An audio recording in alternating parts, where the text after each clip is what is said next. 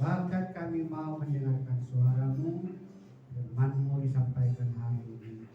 Hati kami siap ditaburi oleh firman Tuhan. Mari sampaikan isi hati-Mu, kami siap mendengarkan. Dalam nama Tuhan Yesus Kristus. Amin. Puji Tuhan, salam Bapak Ibu.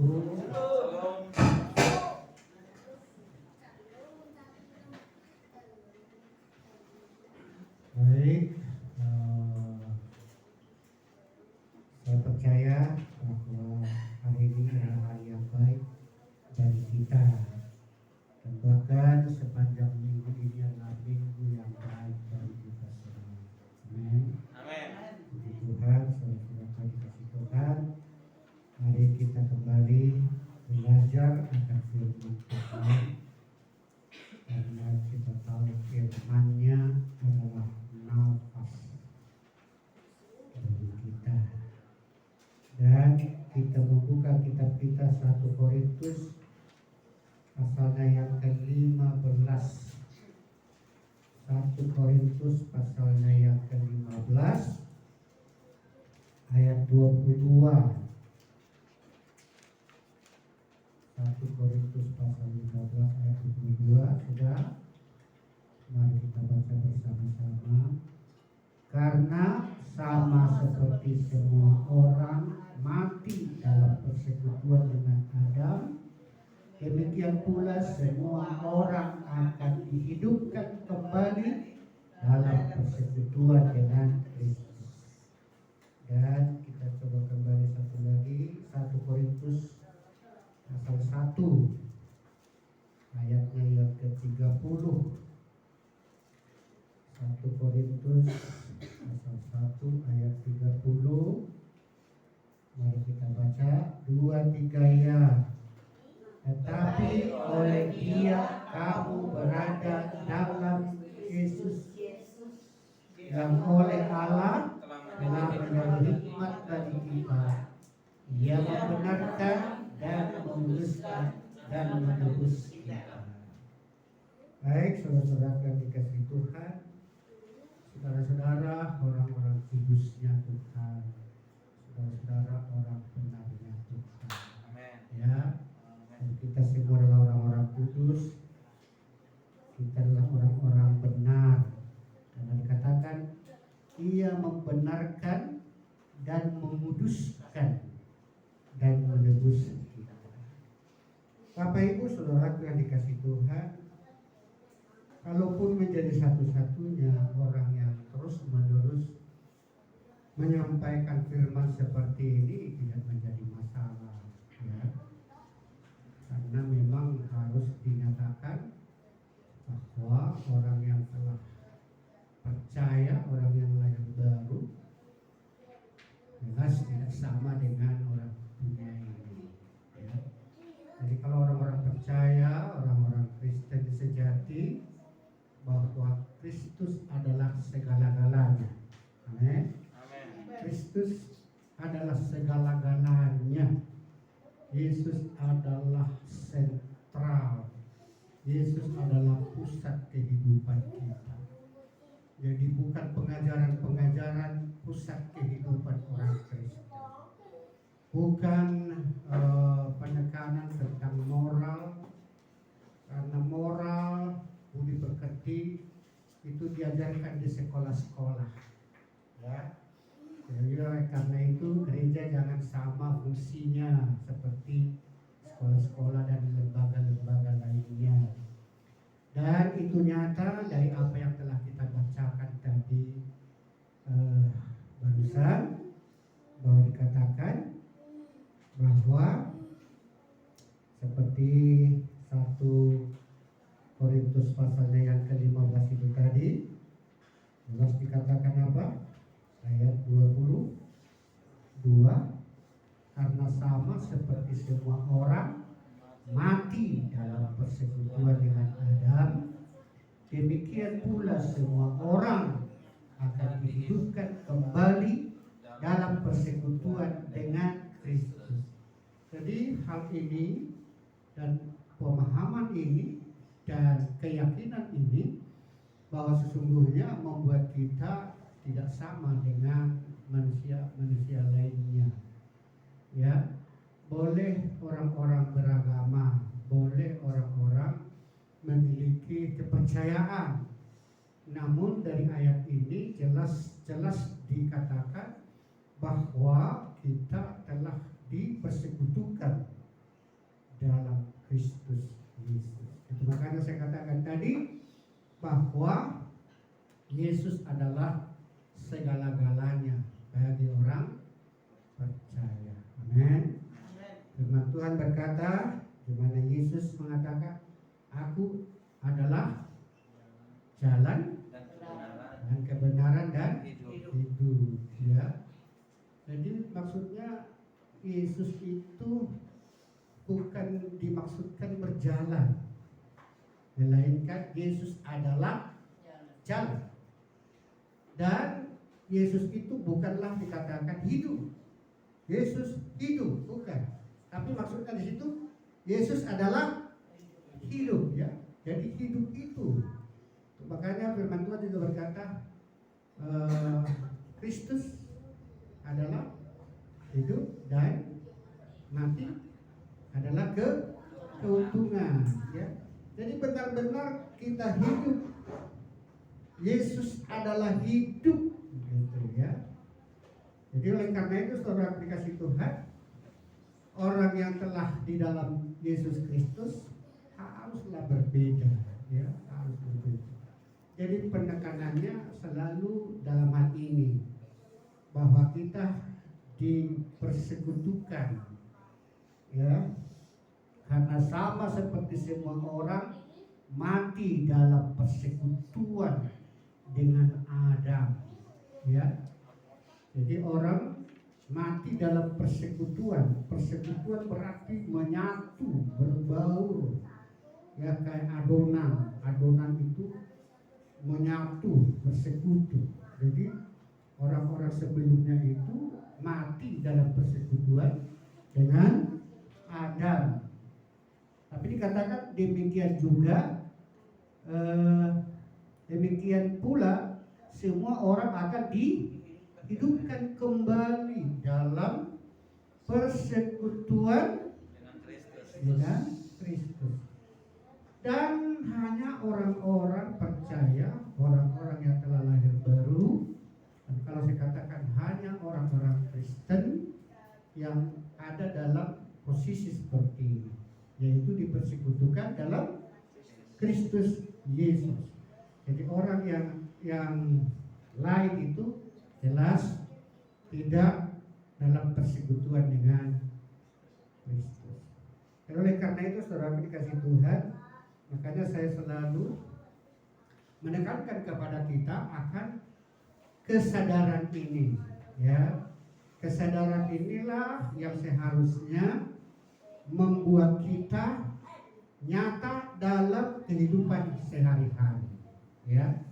Jadi dalam kehidupan sehari-hari sesungguhnya harus nyata bahwa kita sungguh-sungguh berbeda dengan orang-orang dunia ini. Jadi oleh karena itu saudara dikasih Tuhan, janganlah kehadiran Yesus dan keberadaan Yesus ini menjadi satu hal yang tidak punya tempat yang istimewa. Jadi Yesus ini adalah memiliki posisi yang istimewa bagi orang Kristen. Jangan Yesus ini digantikan, ya. Jangan Yesus ini digantikan oleh pengajaran-pengajaran yang lain.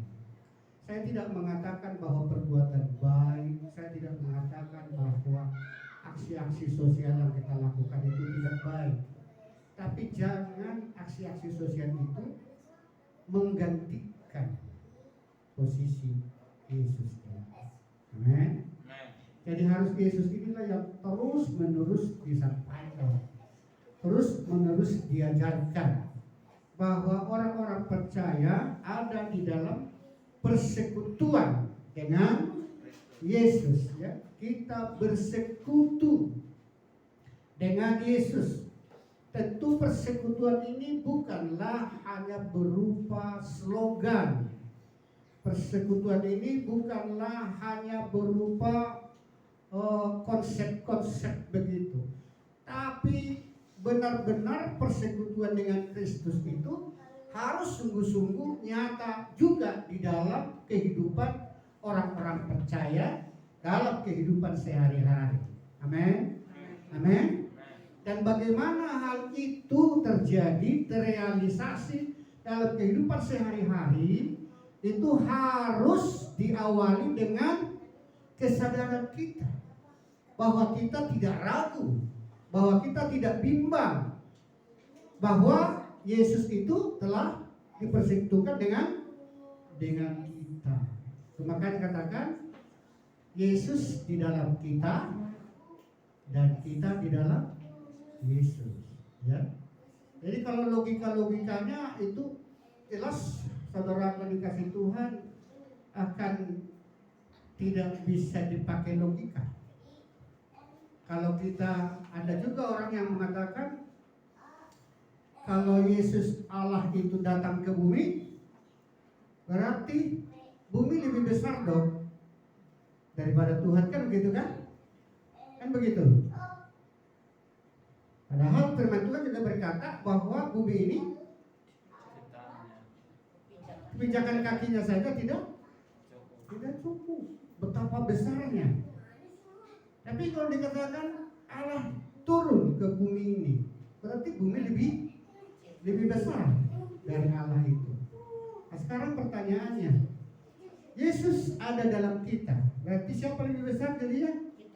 Karena kita bayangkan ada di dalam kita ya mungkin sebesar jantung, sebesar paru-paru. Kalau di dalam kita kan berarti kan di sebagai apa ya, sebagai bagian dalam begitu ya. Tapi di lain pihak juga dikatakan bahwa kita ada di dalam Kristus, ya. Jadi saudara akan kasih Tuhan, ada saatnya bahwa pola berpikir kita itu tidak bisa kita gunakan, ya. Ada saatnya bahwa hal itu bahkan di luar dari akal pemikiran kita. Jadi dikatakan bahwa kita ada dalam persekutuan yang tadinya kita ada dalam persekutuan dengan Adam, ya, dengan Adam. Dan kekristenan saudaraku yang dikasih Tuhan bukanlah berbicara tentang modifikasi. Jadi saudara-saudara dan saya bukan dimodifikasi. Biasanya apa yang istilah modifikasi ini kepada apa dikatakan? Ya seperti mobil, motor dimodifikasi gitu ya. Jadi dirombak-rombak ya, dirombak sedikit sini. Jadi saudara-saudara dan kita semua bukanlah, atau saya katakan kekristenan bukanlah tentang memodifikasi orang-orang, bukan memperbaharui karakternya, bukan memperbaharui perilakunya, bukan itu yang paling utama, bukan dimodif kelakuan kita, bukan dimodif karakter kita. Tapi kekristenan adalah seseorang yang telah digantikan, dirubah. Yang tadinya persekutuannya adalah dengan Adam, tapi sekarang persekutuan kita dengan Kristus. Pada saat kita ada di dalam persekutuan dengan Adam, maka dikatakanlah bahwa kita mati rohani, ya, mati rohani. Tapi pada saat kita telah masuk di dalam persekutuan dengan Kristus, maka kita dihidupkan kembali. Dan tadi dikatakan kita dibenarkan dan kita dikuduskan. Dibenarkan, pengertiannya dibenarkan itu adalah menjadi tepat, gitu ya. benar, tepat posisinya sudah benar enggak? Sudah benar, posisinya sudah benar. Jadi dosa itu adalah menyimpang. Dosa adalah penyimpangan. Karena apa? Karena dosa itu adalah yang telah menyimpang antara persekutuan Adam dengan Allah, ya, tidak sinkron lagi, tidak terjadi lagi persekutuannya, ya, persekutuannya tidak terhubung lagi, karena dia sudah menekankan tentang kebaikan baiknya, perbuatan baiknya, dimana kalau sudah berbicara baik, pasangannya adalah jahat, gitu ya. Dan inilah yang membedakan, ya, membedakan pemahaman kita dengan pemahaman dunia ini. Jadi kalau dibenarkan itu berarti dibuat menjadi benar, dibenarkan. Jadi kita bukan menjadikan kita benar, bukan dengan segala aktivitas, segala perbuatan kita supaya kita menjadi benar, tapi kita dijadikan benar. Kalau dia benar berarti sinkron, ya, tepat,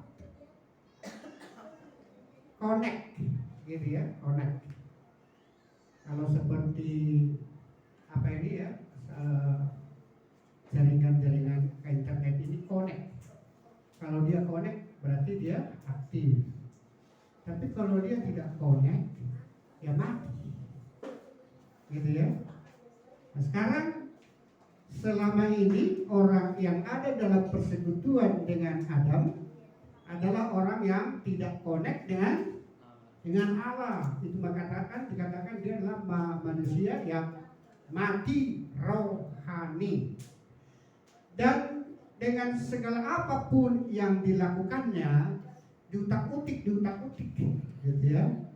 Misalnya radio yang tidak connect dengan pemancarnya, diutak-utik, mau dicat, mau dipilok, mau diapain di sini, dia tidak akan bisa connect, nggak nyambung.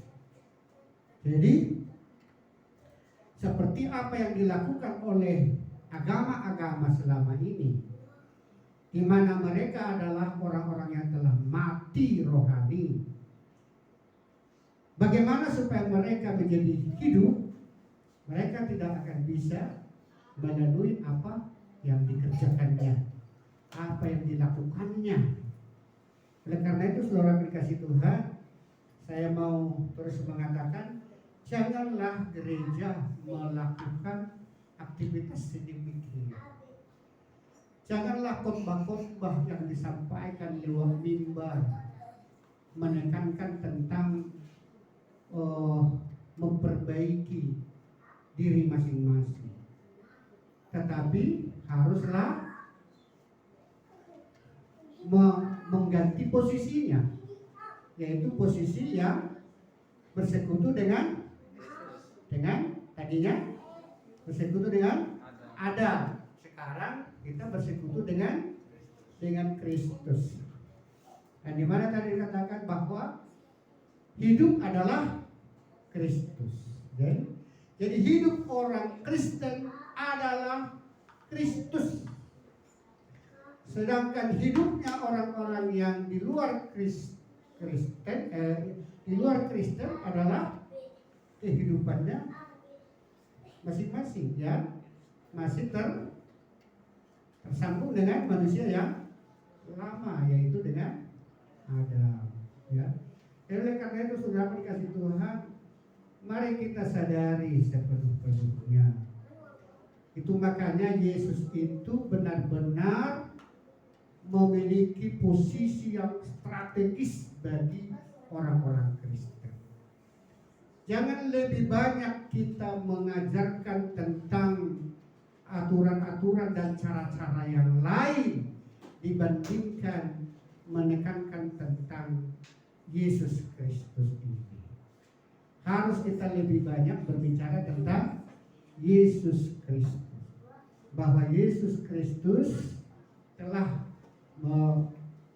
kita telah bersekutu dengan Yesus Kristus, berbaur, menyatu, dan kesatuan inilah yang memimpin kita dalam kehidupan kita sehari-hari. Lalu ada juga orang yang mengatakan bahwa posisi seperti ini hanya terjadi setelah kita nanti bersama-sama Dia dengan Tuhan di surga. Tapi apakah demikian? Sebenarnya posisi ini terjadi saat di bumi ini. Ya, saat di bumi ini kita sudah memiliki posisi seperti itu. Karena kita adalah ciptaan yang baru, lahir baru. Dan kalau lahir baru tentu status kita sudah menjadi baru dan tidak sama lagi dengan orang-orang yang lain. Dan pada saat kita lahir baru, maka kita telah menerima kehidupan yang baru. Yang tadinya mati rohani sekarang telah dihidupkan. Kalau dibayangkan kegelapan misalnya, seseorang misalnya mulai dalam perjalanan, mulai dari sejak lahir, dia lahir dalam keadaan gelap, yaitu mati rohani.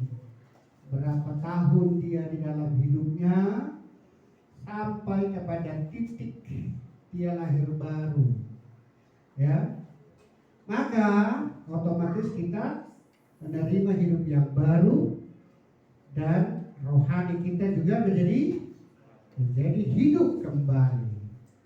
Dan hidup kembali ini, saudaraku yang dikasih Tuhan, bukan diawali lagi saat peristiwa lahir baru dan sampai perjalanannya kemudian, melainkan masa awal pun ikut menjadi baru.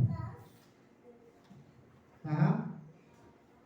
Karena saya ilustrasikan, gini gelap, kita lahir 0 tahun lahir dalam, kalau dibuat misalnya gambar gelap gitu ya, gelap terus 2 tahun, 5 tahun, 10 tahun sampai kita lahir baru, nyala.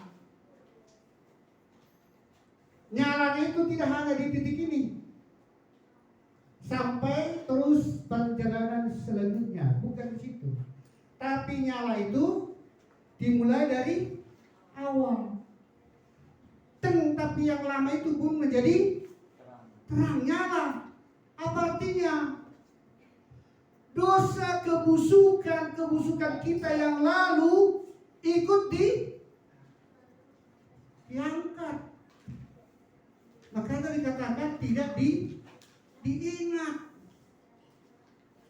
Tidak ada istilahnya aku orang benar, tapi sayang kemarin saya bukan orang benar.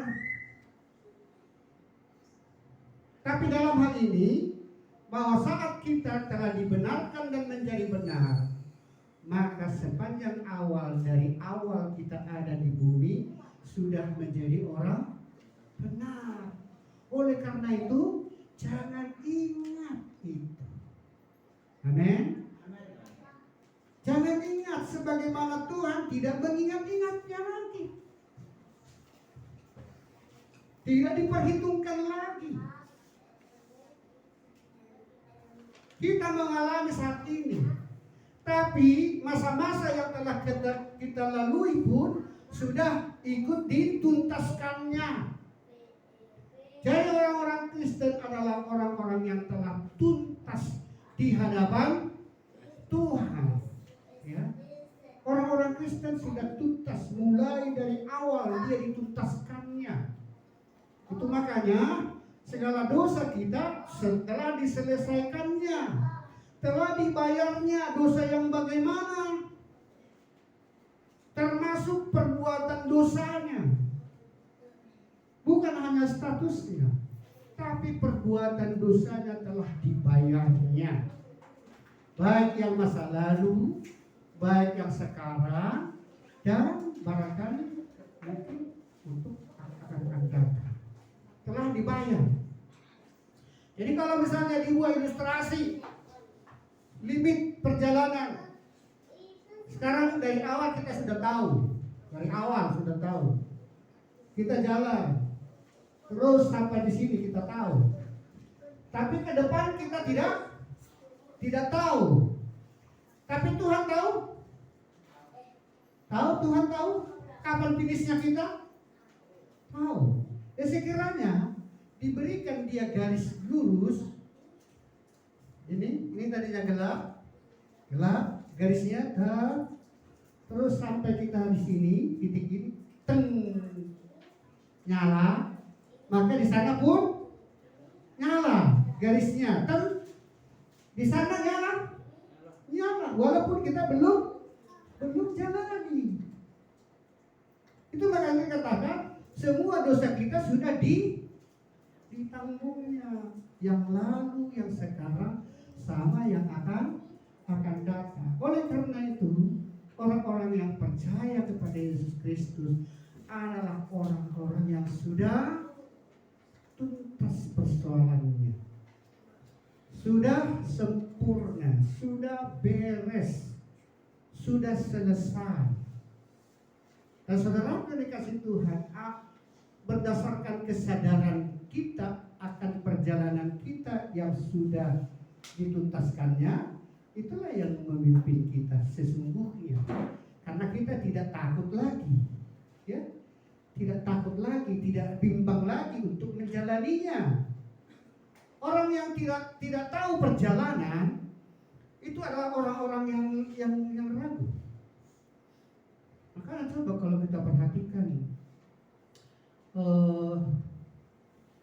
pembalap-pembalap itu, sepeda balap, pertandingan itu yang perjalanan jauh, misalnya apa itu istilahnya, ya, seperti motor apa namanya, formula itu kan, ya. Padahal mereka itu kan datang dari berbagai negara, kan, diselenggarakan di satu negara. Padahal pesertanya datang dari berbagai negara. Tentu kan mereka belum tahu ini negara ini.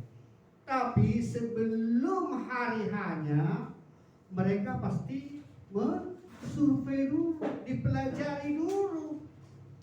Tanjakannya di mana? Belokannya di mana? Kalau mereka buta sama sekali, dia tidak akan maksimal karena dia meraba-raba. Jadi harus dia tahu. Makanya tuan rumah selalu diuntungkan, begitu ya. Jadi kita juga sama seperti itu. Orang yang kedudukan istimewa sesungguhnya orang Kristen. Jangan disia-siakan, jangan dianggap enteng. Ya, jadi kedudukan kita itu istimewa karena ada Yesus yang sudah menyelesaikannya. Jangan andalkan engkau baik atau tidak baik, biarlah itu mengalir begitu saja. Tetapi ketahuilah bahwa engkau sudah diselesaikannya, sudah dituntaskannya, sudah dibereskannya. Jadi pada saat kita sudah perjalanan kita mulus ke sana, maka itulah yang membuat kita terarah, nggak ragu, nggak bimbang, ya. Tapi sering kita membuat posisi yang sudah sedemikian, kita jadikan menjadi posisi yang masih ragu-ragu. Keselamatan kita itu menjadi diragukan. Bahkan sering di dalam perdebatan itu menjadi sama aja jadinya, nggak ada kepastiannya. Keselamatan kita itu menjadi tidak pasti. Kalau perilaku kita yang menjadikan keselamatan kita batal, maka tidak ada kepastian. Sangat bertolak belakang antara apa yang dikatakan oleh firman dengan apa yang dihidupi oleh orang-orang Kristen hari ini.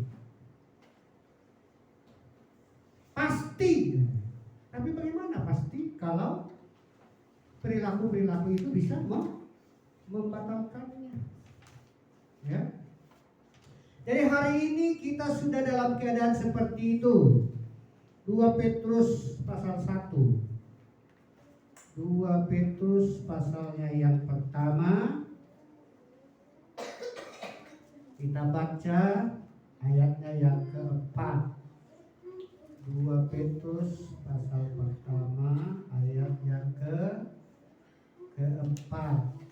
Apa dikatakan?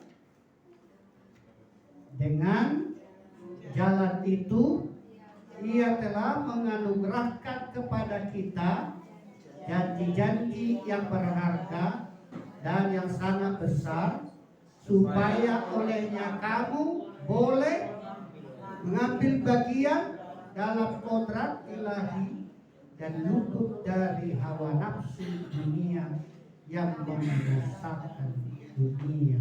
Ya. Jadi kita ikut ambil bagian. Hari ini kita ikut ambil bagian. Ya, jadi kita tidak tunggu bahwa kita menjadi orang yang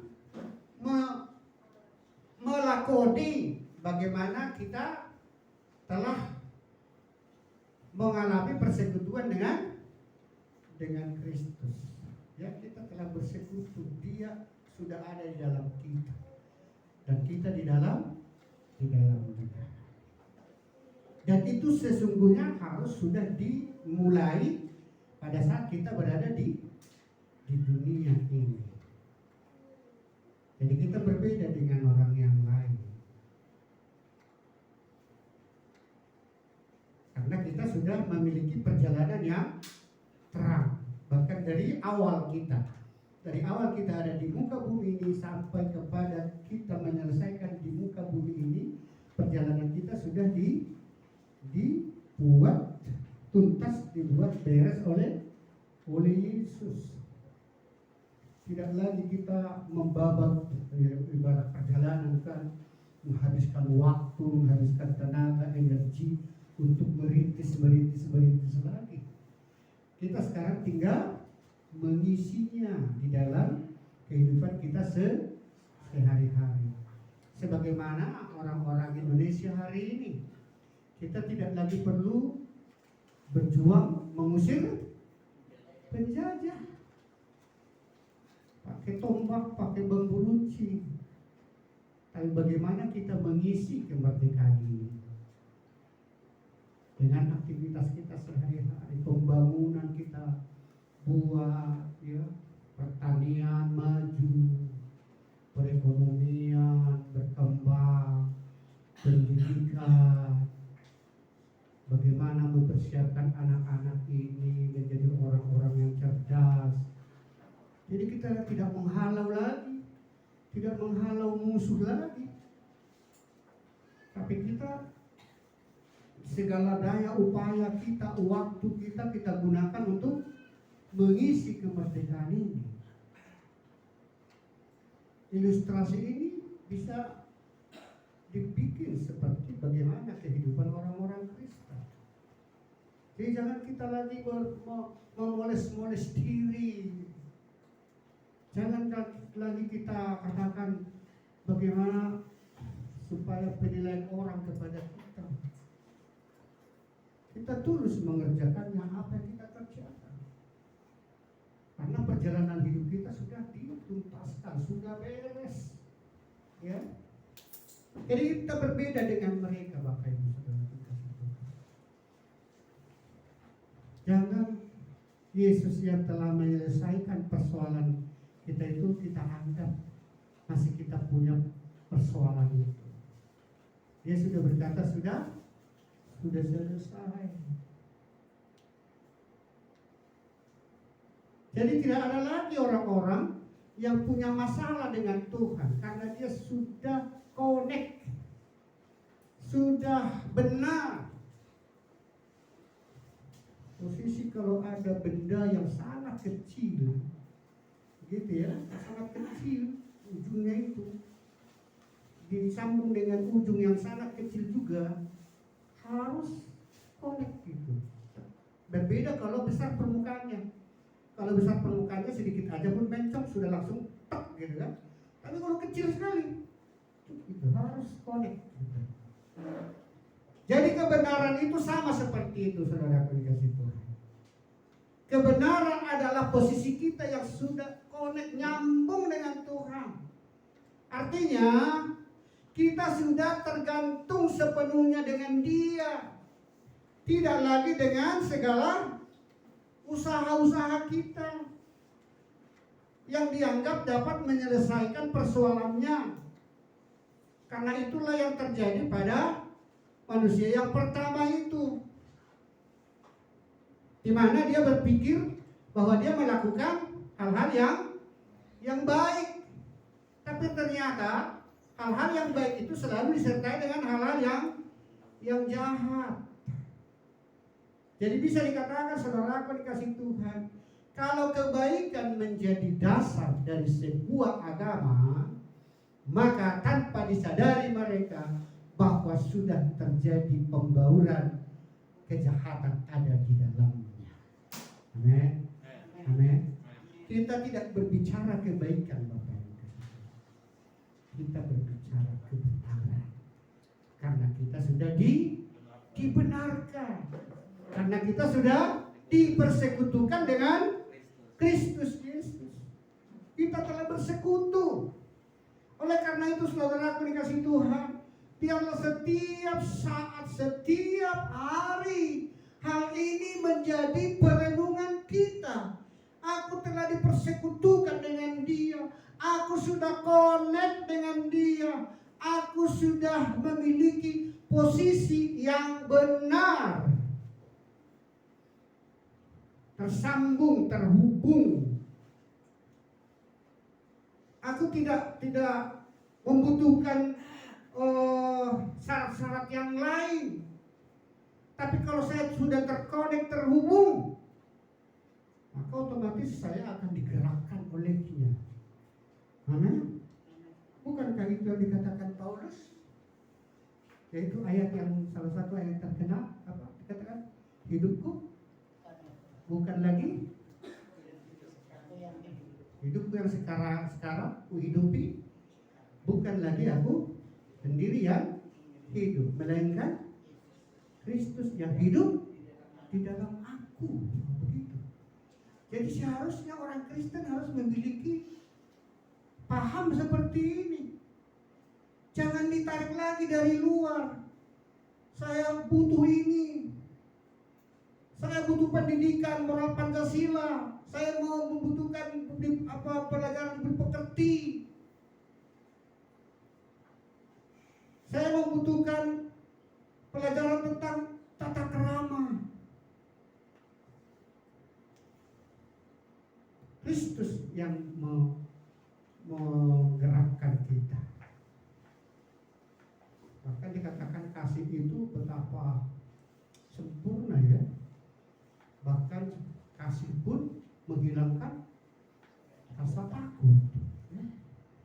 Kasih rasa takut, dan bahkan kasih pun bisa menutupi kesalahan orang lain. Tapi kalau kejahatan, kesalahan akan dikorek-korek. Kesalahan yang kecil yang dilakukan saudara kita, pasti akan dikipas-kipas, dikubar-kubarkan. Tapi kalau orang yang memiliki kasih itu menutupi kesalahan teman-temannya, tidak diungkit-ungkit kesalahan teman-teman, tidak dikorek-korek, tidak dibongkar,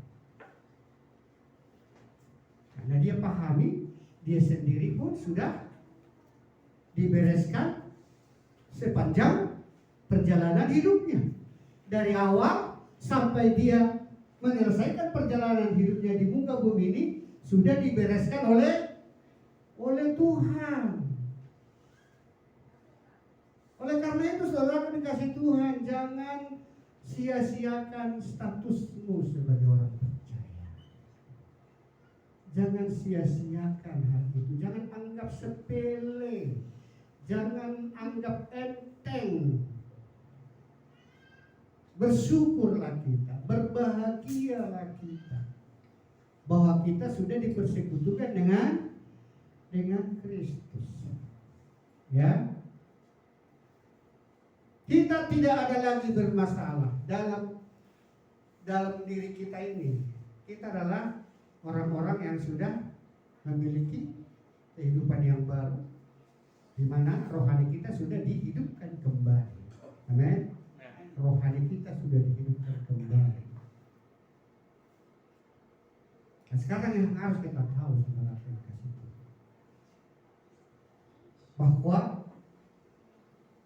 apa yang mungkin terjadi di dalam kehidupan melakoni hidup sehari-hari sepertinya menyimpang dengan apa yang sesungguhnya kita sebagai orang-orang yang telah dipersekutukan dengan Kristus. Tapi bisa menyimpang. Tapi ketahuilah penyimpangan itu apa itu yang menyimpang itu. Dan apa yang bekerja di dalam kita. Harus kita bedakan. Jadi kalau kita misalnya masih gampang sungut-sungut, masih gampang marah, masih mungkin melakukan kesalahan, tapi mari kita ketahui siapa yang berperan di situ. Siapa yang berperan di dalam kehidupan orang percaya pada saat orang percaya itu melakukan kesalahan di dalam kehidupannya sehari-hari. Siapa? Dan mau saya katakan sekali lagi pada kita, bukan kita, tapi ada yang mendompleng. Pemahaman inilah yang harus menjadikan kita siap siaga setiap saat. Bukankah di Petrus dikatakan, lawanlah iblis, maka dia akan lari daripadamu. Coba kita lihat dulu sebagai manusia baru yang bisa terjadi di dalam pribadinya sehari-hari. Makanya mari kita lihat juga dalam hidup kita, dan juga kita bisa memandang orang-orang lain yang pada saat hal ini terjadi pada orang percaya itu. Apakah dia pendeta, apakah dia majelis, apakah dia hamba Tuhan, tapi terjadi di dalam praktek hidupnya seperti ini. Tapi mari kita tahu siapa yang bekerja di dalam dirinya. Ya. Roma 6 ayat 12. Roma 6 ayat 12. Sudah? Roma 6 ayat 12. Mari kita baca sama-sama. 2, 3 ya. Sebab itu hendaklah dosa jangan berkuasa lagi di dalam tubuhmu yang fana, supaya kamu jangan lagi menuruti. Di mana dosa itu bisa berkuasa? Di mana? Dalam ayat ini coba kita. Di dalam tubuh. Berarti ini parasit. Seperti corona ini. Nah, syukur sudah mulai melanda ya. Ya, sudah mulai itu. Yang bulan-bulan kemarin itu luar biasa. Portal hampir semua portal ditutup. Tapi hari ini portal sudah. Yang main bola juga di dekat rumah kami sana udah banyak pertandingan hari ini. Parasit berarti di tubuh kita ini mengroboti. Ya. Dikatakan sebab itu hendaklah dosa jangan berkuasa lagi di dalam tubuhmu yang fana, supaya kamu jangan lagi menuruti keinginannya. Berarti dia di luar, tapi dia datang ke kita. Makanya Petrus mengatakan, lawan. Dosa itu dilawan. Jadi bukan dari kita sebagai pribadi yang telah dipersekutukan dengan Kristus. Bukan kita sebagai manusia baru. Bukan kita sebagai orang yang telah lahir baru. Tetapi yang datang mendompleng, datang sebagai parasit. Jadi kalau ada saudara-saudara kita yang lain di sana, kita harus berkata, kasihan ya. Dia tidak atau dia masih lengah gitu ya. Dia lengah membiarkan dosa berkuasa dalam tubuhnya begitu. Tapi jangan kau katakan bahwa dia tidak lagi menjadi manusia yang baru, ya. Jangan kita lecehkan pemberian Tuhan atas kita, saudara percaya. Jangan gampang-gampang, jangan kita gampangkan status kita yang telah dibenarkan. Kita dibenarkan menjadi orang benar. Jangan karena kesalahan sedikit langsung status kita yang telah benar itu sirna begitu saja. Tetapi sayang, kasihan dia masih lengah membiarkan parasit bercokol dalam tubuhnya. Dia membiarkan dosa itu berkuasa. Seharusnya dia menghardiknya, melawannya, sehingga dia tidak berlama-lama di dalam dirinya. Ini perbedaannya Bapak Ibu Saudara yang dikasihi Tuhan. Perbedaannya dengan orang yang tidak memiliki persekutuan dengan Kristus. Oleh karena itu statusmu sebagai orang Kristen jangan engkau kecilkan. Pekerjaan Kristus itu jangan kita kecilkan. Sedikit-sedikit sampai orang-orang di sana berdebat hanya karena kerupuk kaleng. Dan banyak orang Kristen yang tidak bisa menjawabnya ini. Seseorang mencolong, mencuri kerupuk kaleng, dan lalu dia dikejar punya, dan dia lari. Tiba-tiba tertabrak sama mobil. Bagaimana keselamatannya? Keselamatan kita itu jangan dibikin main-main, Bapak Ibu dikasih Tuhan. Dengan pemahaman bahwa keselamatan kita itu permanen, itu yang memimpin kita untuk menjaganya. Amin. Kalau keselamatan kita hilang, datang lagi, hilang, datang lagi, ya gampang saja kita hidup bermain-main. Yang ternyata inilah yang dikhotbahkan oleh gereja hari ini. Saya berkata, paling banyak gereja mengkhotbahkan tentang ini. Keselamatan hilang, datang lagi, hilang, datang lagi. Kayak apa itu? Kalau kata orang itu kayak ingusnya anak kecil. Muncul lagi, ditarik lagi. Keselamatan itu permanen. Karena dengan permanen jaga. Artinya apa? Jangan biarkan dosa itu berkuasa dalam tubuh.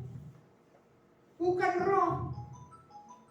Roh kita sudah tuntas. Ayat yang lain lagi coba kita lihat. Roma 7. Naik lagi ya. Ayat 17.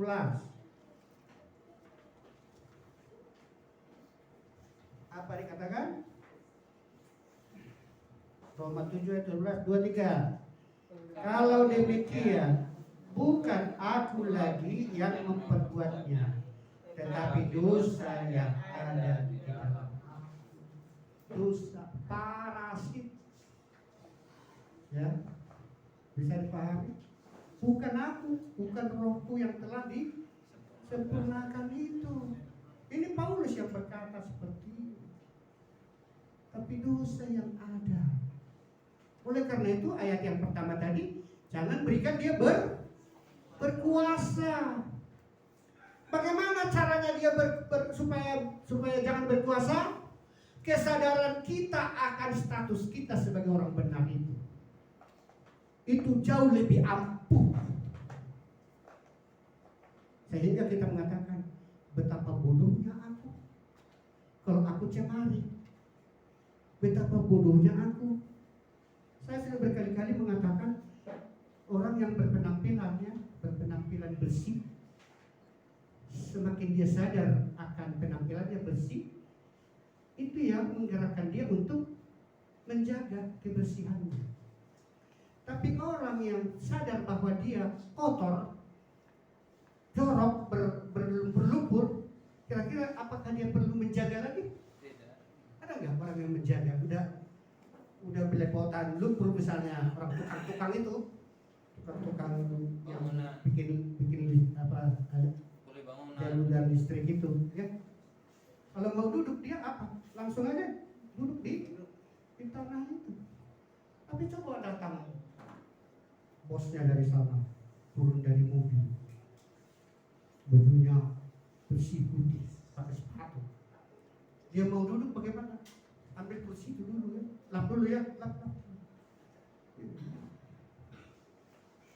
Kesadaran kita sebagai orang benar itu yang lebih efektif membimbing, menghantar kita untuk hidup sesuai dengan status kita. Jadi bagaimana supaya dosa itu jangan kita biarkan berkuasa? Itu sadari bahwa kita adalah orang-orang yang sudah dibenarkan, sudah orang benar. Maka kita akan mengatakan tadi, oh betapa bodohnya aku. Tapi bukan, dibutuhkan bagaimana kata orang lain. Kita sendiri yang mengatakannya, betapa bodohnya aku. Kalau sampai-sampai saya biarkan seperti itu. Tapi kalau agama bukan demikian. Apa kata mereka? Sehingga pada saat gak ada orang yang melihat, dia bisa melakukannya. Tapi pada saat dilihat orang lain, dia tidak melakukannya. Itulah agama. Termasuk masalah makanan, termasuk masalah apa-apa. Nanti dibilang jorok, dibilang congok gitu ya, rakus. Tapi kalau orang yang sudah mengatakan seperti ini, dilihat atau tidak dilihat orang, ya kalau makan ya makanlah yang baik, gitu ya. Bukan perlu harus dilihat orang atau orang. Satu lagi ayatnya yang berhubungan dengan parasit yang tadi, ya. Jadi mulai hari ini mari kita berikan istilah bahwa semuanya itu adalah parasit bagi orang-orang yang sudah dibenarkan, atau pada umumnya adalah bagi orang-orang Kristen. Kelakuan buruk seperti itu adalah karena dia membiarkan parasit di dalam diri orang itu. Seharusnya dicampakkan parasit itu, campakkan dosa itu, ya. Jangan kita mengatakan bahwa keselamatan dia atau dia sebagai manusia baru kembali menjadi manusia lama. Tidak. Tapi dia sebagai manusia baru terlalu anggap enteng sehingga dia membiarkan parasit masuk di dalam tubuhnya. Roma 7 ayat 23. Ayat yang terakhir. Sudah? 2-3 ya. Tetapi di dalam anggota-anggota tubuhku aku melihat hukum lain yang berjuang melawan hukum akal budiku dan membuat aku menjadi tawanan hukum dosa yang ada di dalam anggota-anggota tubuh. Jadi ada yang mau merongrong, mengusik statusnya sebagai orang benar, sebagai orang kudus. Karena apa? Pencuri datang hanya mencuri, membunuh dan membinasakan. Ya, itulah kerjanya. Tapi Paulus sadar bahwa ada hukum yang lain yang ingin berkuasa di dalam tubuh, gitu ya. Jadi kita pun memiliki pemahaman seperti itu, dan sehingga kita tahu bahwa kita sebagai orang benar tetaplah orang benar. Kita sebagai orang kudus tetaplah sebagai orang kudus. Tapi jangan biarkan kekudusanmu, kebenaranmu dicemari oleh parasit-parasit yang tadi. Jangan biarkan dia berkuasa, tapi lawanlah iblis, maka dia lari daripadamu. Jadi kalau ada sifat-sifat, karakter-karakter, perbuatan-perbuatan yang tidak baik dilakoni oleh orang-orang percaya, biarlah kesadarannya sebagai orang benar, sebagai orang kudus, sebagai orang manusia yang baru, maka dia cepat menghalaukan itu semua, sehingga perilakunya, kehidupan sehari-hari seirama dengan dia sebagai manusia yang baru. Amin. Amin. Jadi kalau nanti Bapak Ibu melihat dua orang melakukan hal yang sama, yang satu Kristen sejati yang lahir baru lah ya, yang lahir baru, tapi yang satu lagi yang belum lahir baru melakukan kesalahan yang sama, jangan engkau memberikan kesimpulan yang sama. Amin. Amin. Jangan berikan kesimpulan yang sama. Tapi doakanlah bahwa orang yang telah lahir baru itu masih membiarkan dosa berkuasa, namun dia tetap sebagai manusia yang baru. Itu makanya dikatakan juga firman Tuhan, nasihatilah, karena ada ayat Tuhan juga kan, tegurlah dengan empat mata. Ya, jadi kita bisa tegur, kita sadarkan dia, tapi jangan kita meremehkan apa yang sudah Yesus kerjakan, sehingga sepertinya kita membatalkan statusnya orang itu. Statusnya harus tetap kita hargai. Amin. Karena itu adalah karya Tuhan Yesus. Amin. Mari tundukkan kepala kita. Kami bersyukur, kami berterima kasih kesempatan yang baik yang terus menerus Engkau mengingatkan kami bahwa kami telah dijadikan, kami telah dibentuk, kami adalah orang-orang benar, kami adalah orang-orang kudus, bukan karena apa yang kami perbuat dan apa yang kami lakukan, tetapi sungguh-sungguh kami dijadikan kudus, dijadikan benar. Dan oleh karena itu Tuhan, biarlah Engkau mengingatkan kami, Roh Kudus ingatkan kami, ingatkan semua anak-anak yang hadir di tempat ini, jangan kami menjadi bimbang dan ragu karena kesalahan yang kami lakukan, sehingga kami berpikir bahwa status kami menjadi hilang. Tapi dengan kami pahami bahwa status kami tetap sebagai orang-orang benar, sebagai orang-orang kudus, itulah yang menyadarkan kami, sehingga kami tidak mau memberi dosa itu berkuasa dalam tubuh kami. Terima kasih Tuhan, terima kasih. Jamah setiap anak-anak-Mu hari ini, dan biarlah setiap anak-anak-Mu ini membagikan kebenaran firman-Mu kepada sebanyak mungkin, supaya orang-orang tidak ditipu oleh iblis, pencuri, pembunuh dan binasa. Dengan demikian kami percaya Bapak bahwa kehidupan orang-orang percaya akan lebih lebih maksimal dalam kehidupan sehari-hari. Terima kasih Tuhan. Dalam nama Yesus kami telah berdoa dan mengucap syukur. Haleluya. Haleluya. Amin. Berikan kemuliaan kepada Tuhan. Bagi Tuhan.